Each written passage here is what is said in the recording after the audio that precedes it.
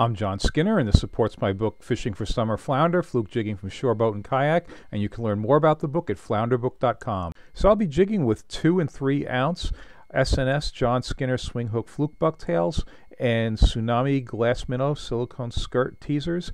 All these will be tipped with gulp grubs, and I'll have links to all of the gear in the description of the video. So no matter where you fish for fluke, also known as summer flounder, or probably pretty much any species of fish, you go through what's known as a seasonal progression. So for this area where I'm fishing, and this is out on eastern Long Island, the bay side of the North Fork, boy, if you were on these waters 2 weeks ago, there would have been many boats here, including charter boats, party boats, and you're not going to see much, too many other boats in this video. Because the fluke have kind of moved on, and they've moved, the hot spot right now is about 13 miles east of here, and that's a little bit further than I want to go, and I want to stay close to home and see if I can scratch out some fish here. And one of the first things I'm contending with is, and I want to address, are the way the currents can be different depending on where you've set up your drift.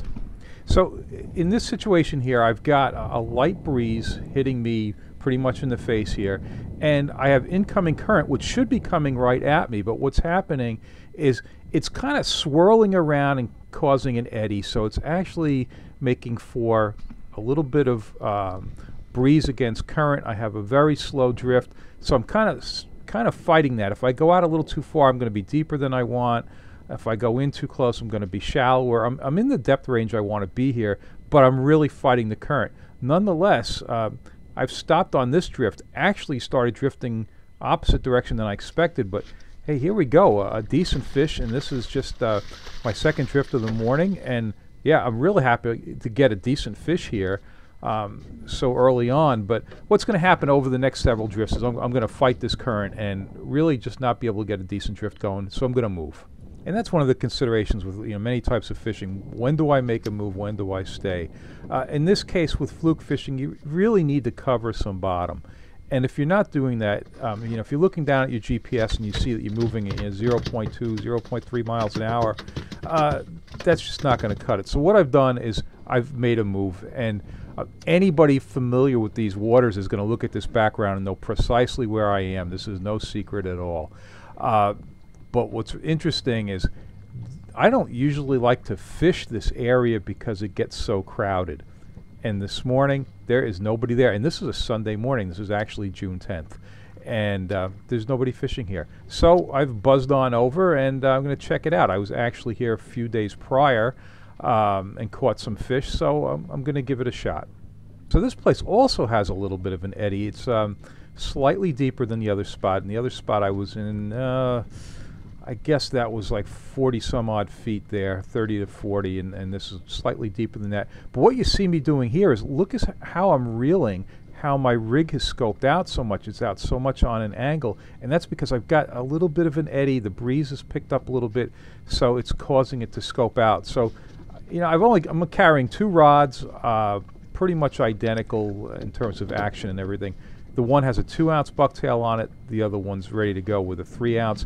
I really need a little bit of extra weight here to deal with that little bit of a wind against current. And again, it's not the main current. It's again a back eddy. But the difference here is I am covering some ground. I'm moving at like 0.7, 0.8 miles an hour.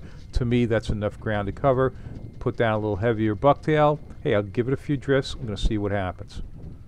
Now, whenever I'm fluke fishing, I'm looking for edges, slopes, things like that. And this is a really nice area for that because I've got a depth change here of like 30 to 70 feet over a relatively short distance, and with that drift speed I have, that's good. I'm going to be able to work this slope. Another aspect of this trip for me is, as I've mentioned many times, and probably it's going to take me years to feel like I really know these waters. These are relatively new waters for me. This is only my second spring in these waters.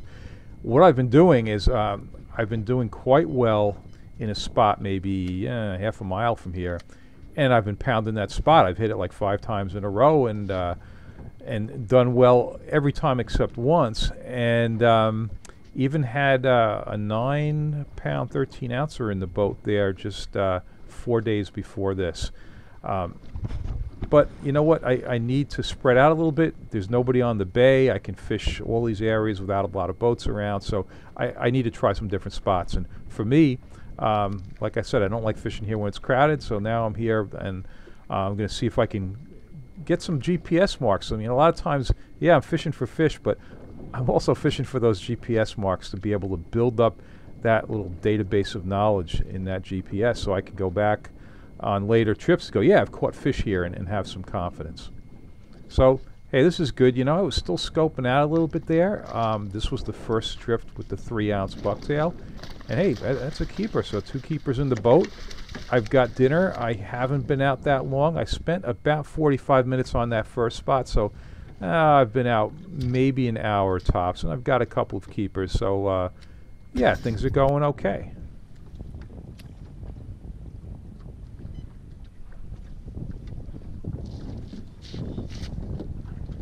So I've gotten this habit here that, you know, if I have to move up for a drift, I leave a jar of gulp open on the floor of the boat, and I just drop my rig into that jar of gulp juice, and this way here the baits are getting recharged for those couple minutes it's taken me to move. And even though I'm going short distances here, there's a speed limit of 5 miles an hour, so I can't go very fast. Hey, this one, boy, that rig went to the bottom, and boom, Fluke was right on it. So, wow, yeah, so I've only been here now just, you know, a few minutes, and I've got a couple of keepers here. So this is looking real good. So, you know, the first fish I landed this morning came right off the hook once he got in the boat. This one's going to do the same thing. I can tell you, these tsunami teasers and my bucktails have very sharp hooks. And yet, you know what? And my hook sets are very hard. I'm sure you've seen that. I really bury the hook. But amazingly, the hook comes right out. They have pretty hard mouths. And this is why I often tell people that are maybe a little less experienced that, yeah, keep a bend in the rod, because these guys can back off those hooks so easily. So I'm on a 19-inch minimum limit here. Mouth needs to be closed. You know what? If you're using a tape measure and you're dragging it over the fish, yeah, that's not great either. So I'm laying it down on a measuring thing that I've got all marked. And yep, this one's going to make it. You know what? This is a catch and cook video. So one of the most important things about getting a really great meal out of these fish, and yeah, pretty much any fish, bleed the catch. Real easy to do. I've got a bucket there, scoop up some water, hit these guys in the gills, make a slit, get them bleeding. You see I've got a few drops of blood going into the bucket. That's good. Drop them in and leave them in there for a couple of minutes. It's going to bleed out. And then I'll put that fish on ice, and those fillets are going to come out so white. It really improves the taste of the fish tremendously.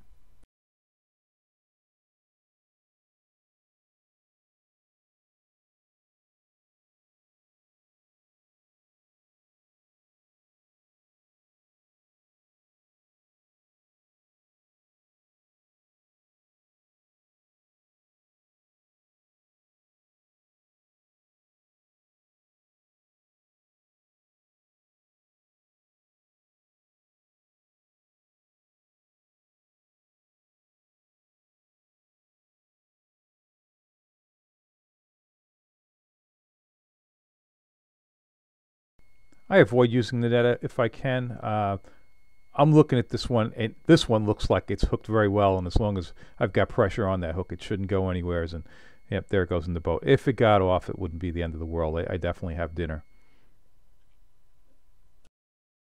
So my bag limit is 4, and that's a keeper, so that's my 4th one. So basically I'm limited here. I really see no sense in keep pounding this. I'm kind of curious about another part of the bay where I've been picking up a few fish. So since I've got my dinner, plus I'm going to take a little ride and try some different water. I mean, at this point, I'd rather learn something than catch. I mean, I'd like to catch in the next spot. But so I'm going to make a move and see how that plays out.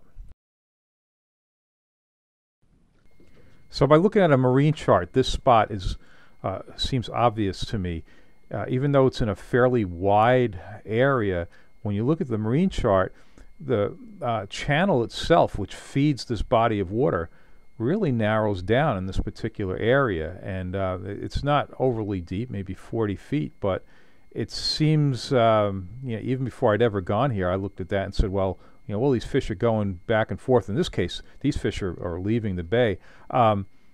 Yeah, I would imagine a lot of them are going to go down the channel, so that's my reason for focusing on this. And I had tried it on a previous trip and got a couple of shorts and a keeper, so I had a couple marks, and then so I hooked this guy up.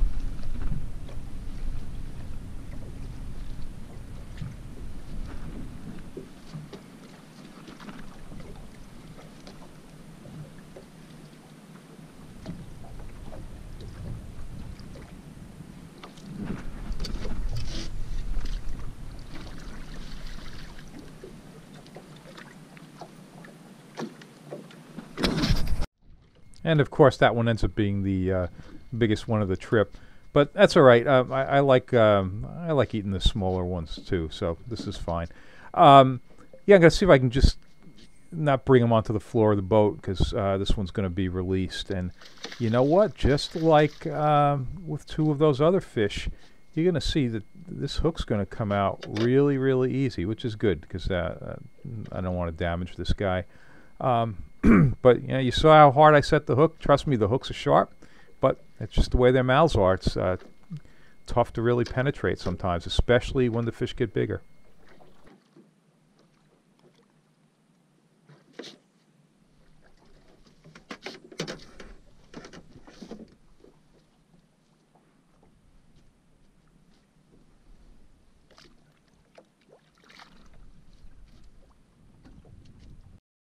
Okay, let's cook them up. Spicy fried fish is what I'll call it. Hey, I don't make any elaborate recipes. This is going to be really, really simple. So, all right, I've got some light olive oil. And the pancake batter, what's important is that you see it says complete mix. You need to get the stuff that says complete for this recipe. You just need to add water. And you know what? You can use any kind of seasoning for this.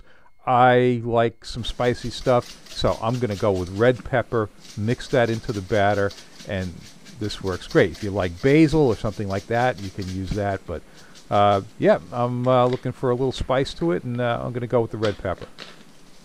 And you don't see any measuring cups. I just poured some powdered batter in there. Maybe that's like 2 cups.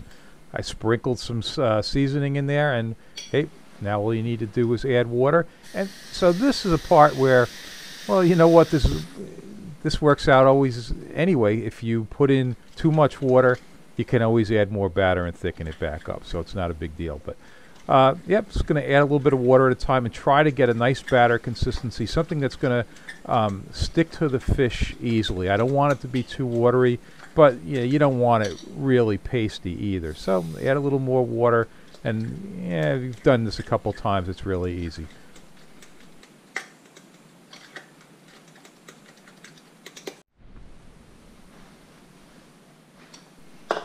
So now just coat the fish. Like I said, you want to see that batter stick to the fillets. When you pick it up like this, you don't want it all draining off. And yeah, I mean, couldn't be simpler. Just coat all these guys, and they're going to be ready to go. So the oil I chose is olive oil. The light olive oil is best for frying. From what I read, it's got a higher smoke point. You don't want to smoke the oil. You want to be careful with the temperature of the oil.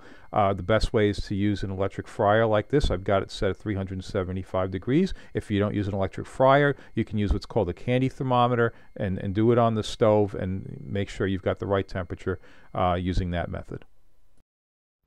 So the light has gone off on my electric fryer, indicating that the temperature is at 375 degrees. So now it's just a matter of putting the fish in. And the one thing you want to make sure here is that you don't pack them in too tight. Leave a little bit of space between them. And if you don't do that, then they stick together, batter comes apart, things like that. So just leave a little room around them. All right, so they've been in there like, I don't know, 3 or 4 minutes. Pretty much, I'm not timing it, I'm eyeballing it. I'm looking at the color and just checking. Yeah, you see that one got a little closer, those two stuck together, so you want to avoid that. Yeah, looking at it, yeah, that looks fine. It's light brown. It's a matter of taste. How you want to do it. And to me, this is good. Gonna flip them over, they're going to go another 3 or 4 minutes or whatever on the other side. And yeah, I've got a plate there with paper towels. So yeah, you want to try and drain that oil off. So I'm just going to pull these guys out of the hot oil, get them onto the paper towel. And yeah, it's simple stuff. And one thing you always want to be careful is, you know, don't get any water, any moisture into the oil, or else it splatters all over the place. Okay, yeah, I've got some paper towels ready. I'm just gonna pat these, try to, you know, get the oil off the fish, and yeah, they're gonna be good to go. And the finished product looks like this, and man, these things are great. They're so tasty. So I hope you give this a try, and if you like these videos, please subscribe to my channel.